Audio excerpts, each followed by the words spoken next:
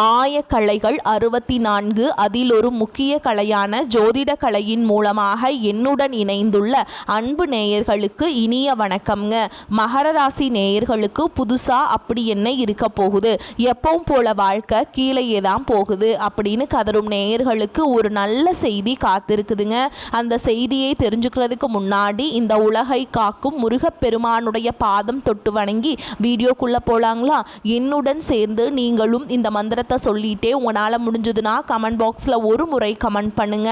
ஓம் முருகா போற்றி, ஓம் முருகா போற்றி, ஓம் முருகா போற்றி. பழனி ஆண்டவா, செந்தூர் வேலவா, சீரும் போர் தளபதியே, சேவல் கொடி ராஜாவே, நீதான் ஐயா இந்த அப்பாவி மக்களை கஷ்டங்களிலிருந்து காப்பாற்றி காலம் முழுக்க கூடவே இருக்கணும். இவங்களுக்காக நான் தினமும் உங்ககிட்ட வேண்டிக்கிறேன். அதே மாதிரி இவங்களுக்கு ஒன்றுனா நீதான் ஐயா பொறுப்பு, அப்படியே நான் சொல்லும் ஜோதிடமும் பழிக்க நீதான் ஐயா அருள் புரியணும். தினமும் உங்களுக்கு கிரகநிலை மாற்றத்தால் வரக்கூடிய சுப பலன்களை அறிய கட்டாயம் சப்ஸ்கிரைப் பண்ணி பெல் பட்டன் அப்புறம் ஆல்னு ஆப்ஷன் இருக்கும், அதையும் கொடுத்து வைங்க. ஒவ்வொரு பதிவும் உங்களைய வெற்றியடைய வைக்க வேண்டும் அப்படிங்கிற எண்ணத்தில் தாங்க போட்டுட்ருக்கோம். நிச்சயமாக நல்லதே நடக்கும். இனி உங்கள் வாழ்க்கையில் நல்லது மட்டும்தான் நடக்கும். நம்பிக்கையோடு இருங்க. பொதுவாகவே எவ்வளவோ கஷ்டப்பட்டு மாறி மாறி உழைச்சாலும் அதுக்கேற்ற ஒரு அங்கீகாரமோ அல்லது ஒரு மதிப்போ கிடைக்காத ராசியாக இவங்க இருக்காங்கன்னு சொல்லலாங்க. வெளியில் பார்க்குறவங்களுக்கு வேணால் இவங்க ஜாலியாக இருக்கிற மாதிரி தெரியலாம். ஆனால் மதிப்பில்லாத ராசி இருந்தாலும் பரவாயில்ல, பாசத்துக்கும் உண்மையான நேசத்துக்கும் கட்டுப்பட்டு தங்களுக்குள் இருக்கக்கூடிய அந்த தீராத துன்பத்தையும் சொல்ல முடியாத கஷ்டத்தையும் வெளியில யாருக்கும் தெரியாம மறைச்சிக்கிட்டு வாழ்ந்துட்டு இருக்காங்க. எவ்வளவோ அசிங்கத்தையும் அவமானத்தையும் சந்திச்சாலும் அதை வெளியில வெளிப்படுத்தாம பரவாயில்ல, நான் அசிங்கப்பட்டாலும் பரவாயில்ல, என் குடும்பம் நல்லா இருக்கணும் அப்படின்னு சொல்லி தனக்குன்னு இருக்கக்கூடிய உறவுகளை காக்கக்கூடியவங்களா இவங்க இருக்காங்க. இவ்வளவு அருமையான இவ்வளவு உன்னதமான நற்குணங்களை கொண்ட என் அன்பு மகர ராசிக்கார சொந்தங்களே, எல்லாரும் எப்படி இருக்கீங்க? எல்லாரும் நலமா இருக்கீங்களா? ஏங்கம்மா நீங்கள் வேற எங்களை பார்த்து இப்படி ஒரு கேள்வி கேட்குறீங்களே, எங்களை பார்த்தா இப்போ நலமா இருக்கிற மாதிரியா தெரியுது அப்படின்னு உங்கள் மனசில் நீங்கள் நினைக்கிறது எனக்கு நல்லாவே புரியுதுங்க.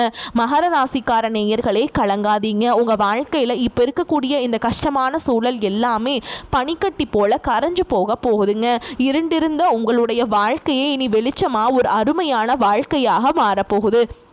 குறிப்பாக சொல்லணும்னா, நீண்ட நாட்களாக திருமணம் ஆகாதவர்களுக்கு இருந்த திருமண தடை நீங்கி எல்லாமே நீ உங்கள் மனசுக்கு பிடிச்ச மாதிரி உங்களுக்கு ஏற்ற சரியான வாழ்க்கை துணையோடு சிறப்பான முறையில் திருமணம் நடக்க போகுதுங்க. அதே போல் திருமணமாகி பல வருடங்களாகியும் குழந்தை பாக்கியம் இல்லாதவர்களுக்கு அந்த மழலை செல்வம்னு சொல்லக்கூடிய குழந்தை பாக்கியம் சீக்கிரமே கிடைக்க போகுதுங்க. நீண்ட நாட்களாக இழுபறியாக இருந்த பூர்வீக சொத்து ரீதியாக இருந்த அனைத்து பிரச்சனைகளுக்கும் ஒரு சுமூகமான தீர்வு கிடைக்க போகுது. உங்களுக்கு நியாயப்படி வரவேண்டிய அந்த பூர்வீக சொத்து எந்த தடையும் இல்லாம பத்திரமா உங்க கையில வந்து சேரப்போகுதுங்க. மொத்தத்துல உங்க வாழ்க்கையில இது நாள் வரைக்கும் இருந்த அனைத்து பிரச்சனைகளுக்கும் ஒரு நிரந்தரமான தீர்வு கிடைக்க போகுது. உங்களுடைய உடல் நிலையும் கூட ரொம்பவே ஆரோக்கியமா சுறுசுறுப்பா இருக்க போகுதுங்க. இப்போ ஏற்பட்டிருக்கக்கூடிய இந்த கிரகநிலை மாற்றத்தினால நம்மளுடைய மகர ராசிக்காரங்களுக்கு என்னென்ன லாபங்கள் நடக்க போகுது, வரக்கூடிய அந்த வாய்ப்புகளை எப்படி நம்ம லாபமாக மாற்றிக்கிறது அப்படிங்கிறத பற்றி நம்ம இப்போ ரொம்ப தெளிவாக விரிவாக பார்த்து தெரிஞ்சுக்க போகிறோம். மகர ராசிக்காரங்க எப்போவுமே மற்றவங்களுக்காக தியாகம் செய்கிறவங்களுக்காகவும் எவ்வளவு பெரிய தலைவனாக இருந்தாலும் அந்த ஈகோ இல்லாமல் அதை வெளியில் காட்டி கொள்ளாதவர்களாகவும் இருப்பாங்க. சொல்லப்போனால் இவங்க நிஜமாவே பெரிய அதிர்ஷ்டசாலி தாங்க. ஏன்னு கேட்டிங்கன்னா 4 கிரகங்களுடைய சேர்க்கை மகர ராசிக்கு ஒரு மிகப்பெரிய நல்ல யோகத்தை கொடுக்கறதுக்காகவும் அமைஞ்சிருக்குது. அது மட்டும் இல்லாமல் ஜென்மத்தில் அதாவது உங்கள் ராசியிலேயே செவ்வாய் பகவான் இருக்கிறதுனால இது நாள் வரைக்கும் உங்களை ஆட்டி படைக்க நினச்சவங்க எல்லாம் இனி உங்களை பார்த்து ஆடி போயிடுவாங்க. உங்கள் கண்ணு முன்னாடி நிற்கவே பயப்படுவாங்க. உங்களுடைய எதிரிகள் எல்லாம் பயந்து போய் ஒளிந்து கொள்வார்கள். உங்களுடைய கௌரவம் சமூகத்தில் தானாக உயரும். உங்கள் வீட்டில் இருக்கக்கூடிய பெரியவர்களுக்கு உங்களுடைய முன்னோர்களுக்கும் செய்ய வேண்டிய கடமைகளை நீங்கள் எந்த குறையும் இல்லாமல் ரொம்பவே சரியாக செய்வீங்க. இதனால் எல்லார் மனதிலும் நீங்கள் நீங்காத இடம் பிடிப்பீங்க.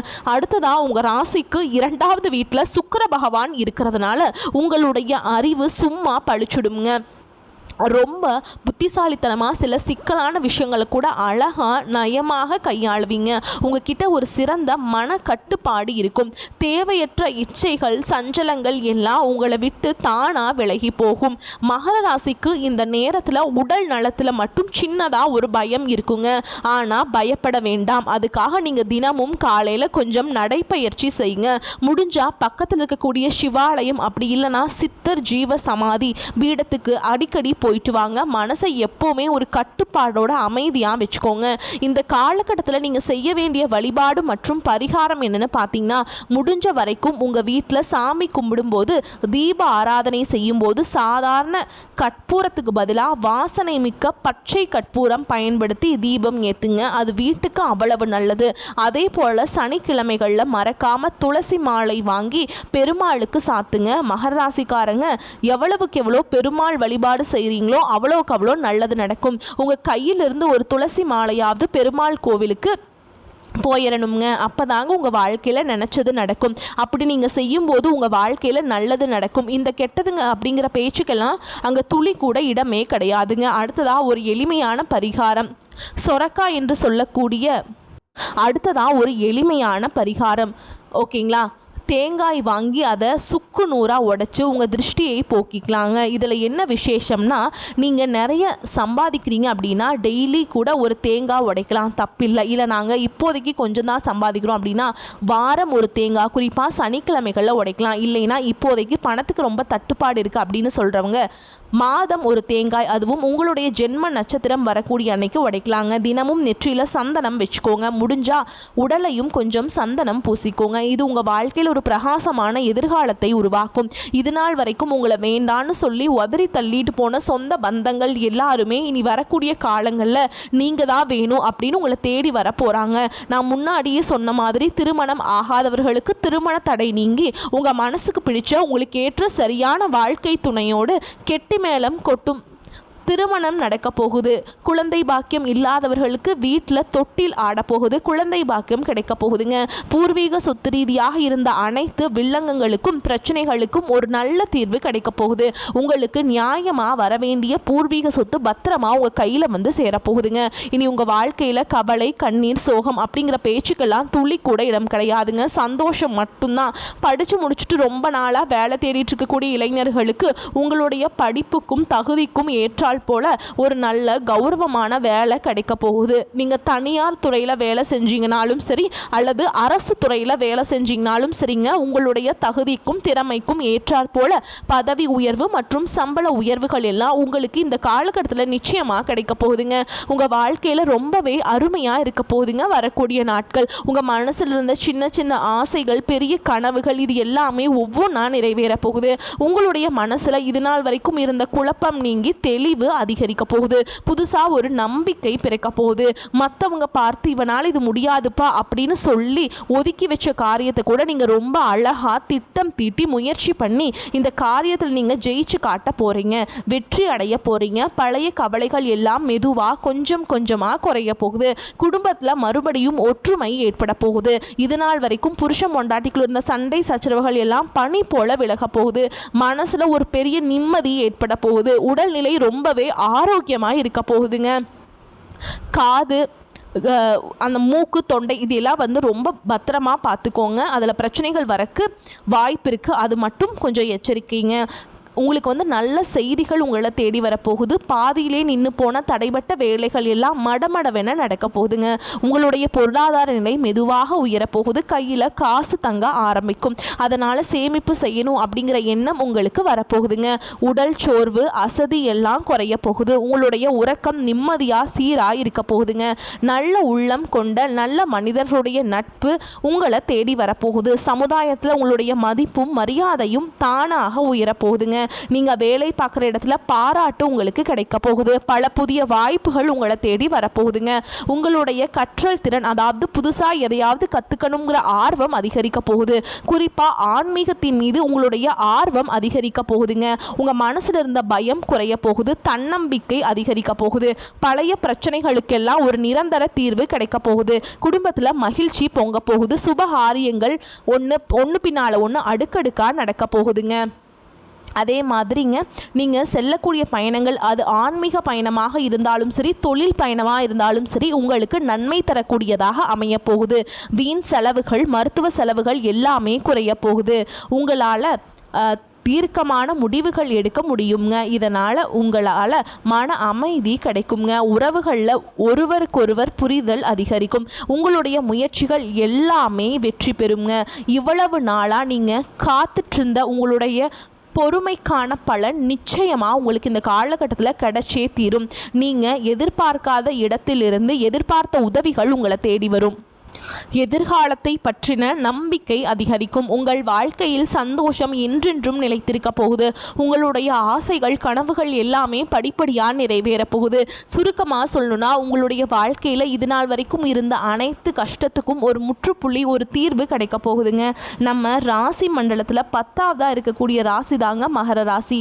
இந்த மகர ராசி அதிபதி யாருன்னு பார்த்தீங்கன்னா கர்மகாரகன் என்று சொல்லக்கூடிய சனி பகவானுங்க.